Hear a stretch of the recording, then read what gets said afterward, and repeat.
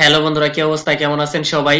তো যাই হোক, ফাইনালি মুক্তি পেয়েছে আপকামিং ইন্ডিয়ান তেলুগু ল্যাঙ্গুয়েজের অ্যাকশন অ্যাডভেঞ্চার সিনেমার টাইটেল টিজার বারাণসী। অলরেডি হয়তো অনেকেই দেখেছেন এন্ড আমিও দেখেছি। তো চলুন দেখা যাক কি কি আছে এই সিনেমার টাইটেল টিজারে। প্রথমে এই সিনেমার casting A Mahesh Babu, Priyanka Chopra and পৃথিবীরাজ Sukumaran তাদেরকে লিড রোলে দেখতে পাওয়া যাবে। ফিলহাল সিনেমার কাস্টিং তো পারফেক্ট দেখতে পাওয়া যাচ্ছে।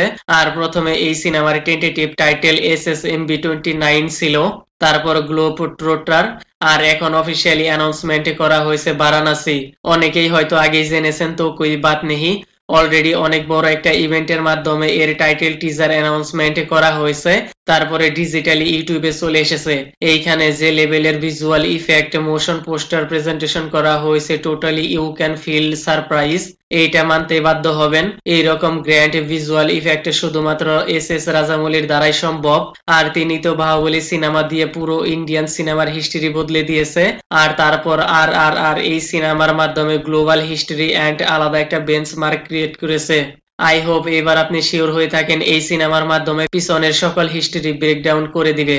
এই টাইটেল টিজার দেখে মনে হচ্ছে মেকার্স এই সিনেমার মাধ্যমে আলাদা আলাদা গ্লোবাল এরিয়া দেখাতে চাচ্ছে, যেখানে লুক লাইক শুরুতে বারাণসী 512 CE তে এক সাদর পূজা দেখানো হয়েছে। তারপর 2027 CE তে এক অ্যাস্টেরয়েড পৃথিবীর দিকে ধেয়ে আসছে, আর ওইটা অ্যান্টার্কটিকাতে হিট করছে। ওই সিনে আরো দেখানো হয়েছে কিছু মানুষ বরফ দিয়ে উপরে উঠছে, আর কিছু মানুষ বোটে অপেক্ষা করছে। তারপর ওই বরফের পানির নিচে একটি ভাঙ্গা পুরনো নৌকা দেখানো হয়েছে। দেন আফ্রিকার এনিমালের একটি পোস্টার দেখানো হয়েছে, তার পিছনে কেউ একজন প্যারাগ্লাইডিং করে নিচে নামছে। তারপরের সিনে একটি বানর তার লাইফ সেভ করার জন্য জাম্প করছে।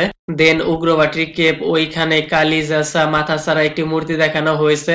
আর নোটিশ করছেন কি তার পাশে একটি লাল শাড়ি পরা মেয়ে নিচে পড়ছে। তারপর 7200 BCE তে লঙ্কা নগরে হনুমানের সিন দেখানো হয়েছে।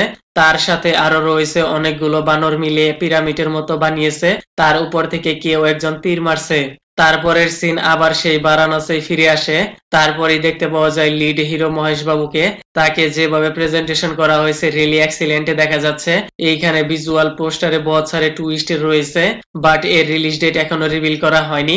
তো যাই হোক, আমি আর কিছু বলবো না। কেমন লেগেছে এই টাইটেল টিজার কমেন্টে মে বাতানা। ওকে দেন, ভিডিওটি কেমন লেগেছে আপনার? ধন্যবাদ, দেখা হবে পরের ভিডিওতে।